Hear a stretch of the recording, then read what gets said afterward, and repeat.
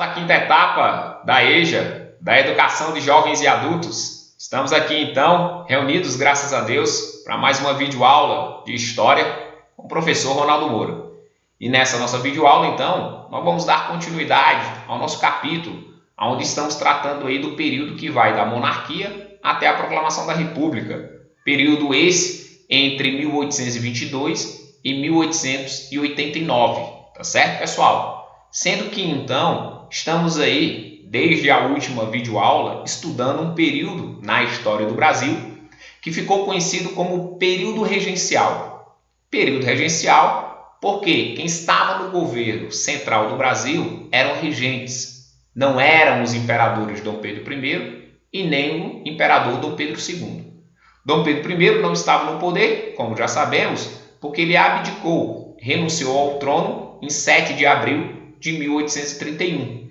E Dom Pedro II não assumiu em 1831, logo após a renúncia do seu pai, porque à época ele era de menor, estava com apenas 5 anos. Ele só vai vir a assumir em 1840, com 14 anos, com um episódio conhecido como golpe da maioridade. Em outra videoaula a gente conhece melhor esse episódio, tá certo, pessoal?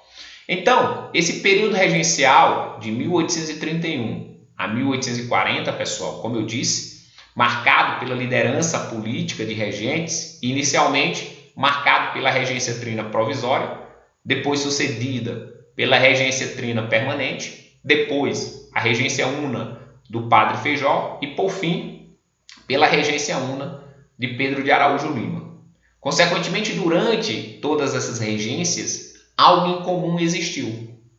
O governo regencial voltando suas atenções totais para atender e beneficiar a elite agrária brasileira, uma minoria da população brasileira.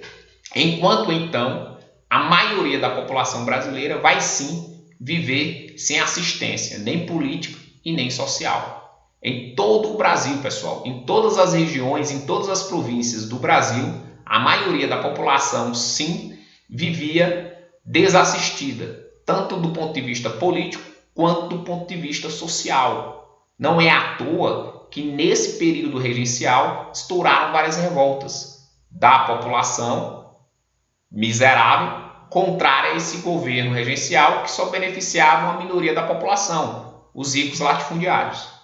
Mas olha que curioso, algumas das revoltas que também estouraram durante o período regencial vai contar com parte da parcela da elite.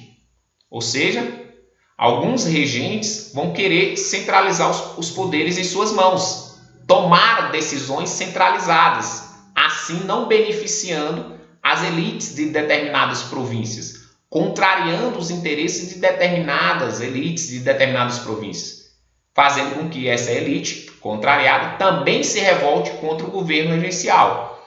Então nós podemos dizer que durante a história do Brasil, o período regencial, esses 9 anos, de 1831 a 1840, foi sim um dos períodos mais turbulentos da história do Brasil.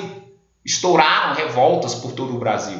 Por exemplo, na província do Grão-Pará, que correspondia praticamente a todo o norte do Brasil, estourou a cabanagem. Nas províncias do Maranhão e do Piauí, estourou a revolta da Balaiada. Na província da Bahia, estouraram 2 revoltas, a revolta dos Malês e a Sabinada. Já no Rio Grande do Sul, na província do Rio Grande do Sul, estourou a revolta dos Farroupilhas, ou a Revolução Farroupilha. No Mato Grosso, estourou as Rusgas Cuiabanas. Então, vocês podem ver que, independente da região, várias revoltas, sim, durante o período regencial, estourou pelo Brasil, contando com grande parcela popular, mas uma parcela da elite também vai se revoltar porque se sentiu contrariada do ponto de vista político, por não ter autonomia para governar a sua província. Tá certo, pessoal? E aí, então, a primeira dessas revoltas que estudamos aqui no nosso livro, aí na página 170 do nosso livro, é a cabanagem, ou esta revolta que aconteceu na província do Grão-Pará entre 1835 e 1840. Durou 5 anos, uma das revoltas que mais tempo durou no Brasil. A cabanagem, como vocês podem ver, pessoal, ela teve esse nome porque contou com uma grande participação de populares miseráveis que viviam em cabanas. Então a cabanagem, a do Grão-Pará, essa revolta ocorrida no Grão-Pará, sim, ela tem um caráter popular, porque contou sim com a grande participação da população miserável da província, como mestiços, negros escravos, indígenas e sertanejos. Mas também contou com a participação de parte da elite agrícola do Grão-Pará, como fazendeiros, como também comerciantes. Ou seja, quais os motivos que levaram fazendeiros e comerciantes a se revoltar contra o governo regencial à época do Padre Feijó? A questão da interferência política do Padre Feijó na província do Grão-Pará.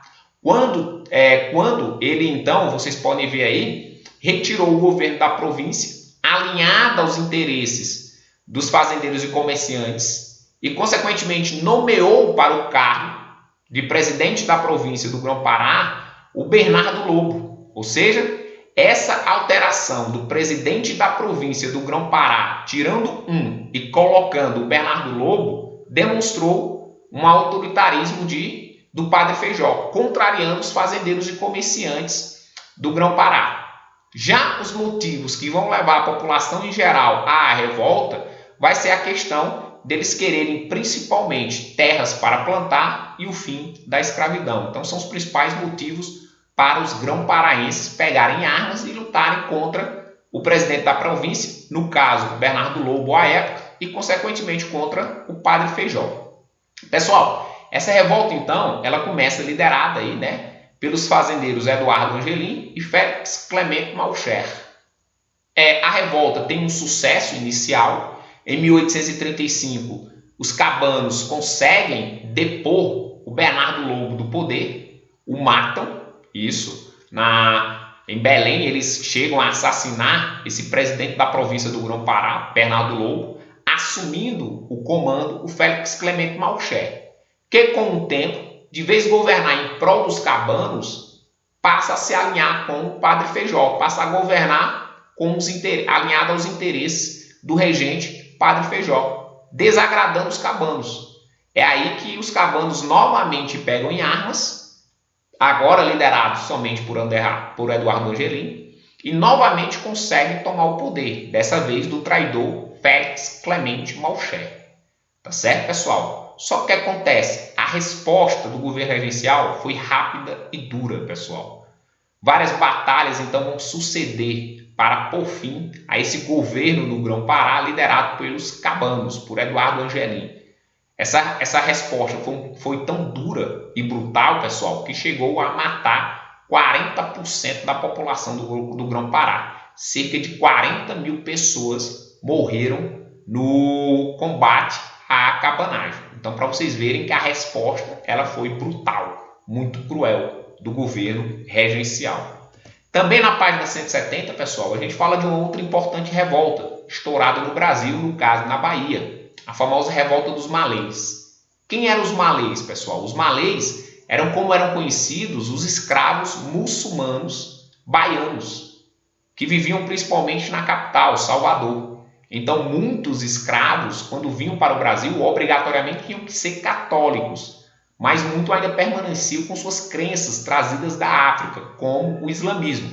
Então, esses escravos de origem africana, muçulmanos, islâmicos, eles eram conhecidos como malês. Então, essa revolta vai estourar sob a liderança deles. Então, os escravos malês vão sim participar dessa revolta, vão liderar essa revolta, então tem caráter popular. Olha aí, os escravos libertos muçulmanos, e eles sim, pessoal, sabiam ler e escrever, porque eles dominavam a leitura do Corão, consequentemente sabiam escrever em árabe. E aí, pessoal, olha os líderes: Aprígio, Pai Inácio, Manuel Calafate, são os líderes negros dessa revolta. Quais as motivações para eles se revoltarem? Por eles quererem, pessoal, o fim da sua exploração trabalhista, ou seja, eles queriam liberdade, o fim da escravidão, como também eles lutavam contra o desprezo por conta de sua cor e por conta de sua religião, que não era cristã, que não era católica, e sim islâmico. Essa revolta, então, era para estourar no dia 25, como vocês podem ver aqui, era para estourar no dia 25 de janeiro de 1835, mas houve aí uma denúncia, e aí eles tiveram que antecipar para a madrugada. Então, entre o dia 24 e dia 25, os escravos, principalmente os escravos malês e libertos muçulmanos, saíram às ruas de Salvador combatendo as tropas do presidente da província, à época. Tá certo, pessoal? Eles tinham o objetivo, como eu disse, de lutar contra a escravidão, lutar contra essa cristianização forçada e, consequentemente, caso chegassem a um sucesso, derrubando o presidente da província da Bahia, chegar ao poder e instalar um governo controlado por escravos. Tá certo, pessoal? Então, olha que interessante. Só que os militares rapidamente controlaram essa revolta. Muitos escravos, eles foram devolvidos para os seus donos, não foram mortos, porque seria prejuízo para os seus donos, mas alguns libertos, alguns muçulmanos libertos, que não já eram mais escravos, foram mortos ou foram enviados para a África, para então conter possíveis revoltas, como também com o intuito de clarear a população de Salvador, por conta do grande número de afrodescendentes que existia na cidade. Tá certo, pessoal? Então, aí são as duas principais revoltas regenciais que a gente estuda, que o livro de vocês traz. Tá bom, pessoal? Então, para vocês, bons estudos. Fiquem com Deus. Tchau, tchau. Valeu!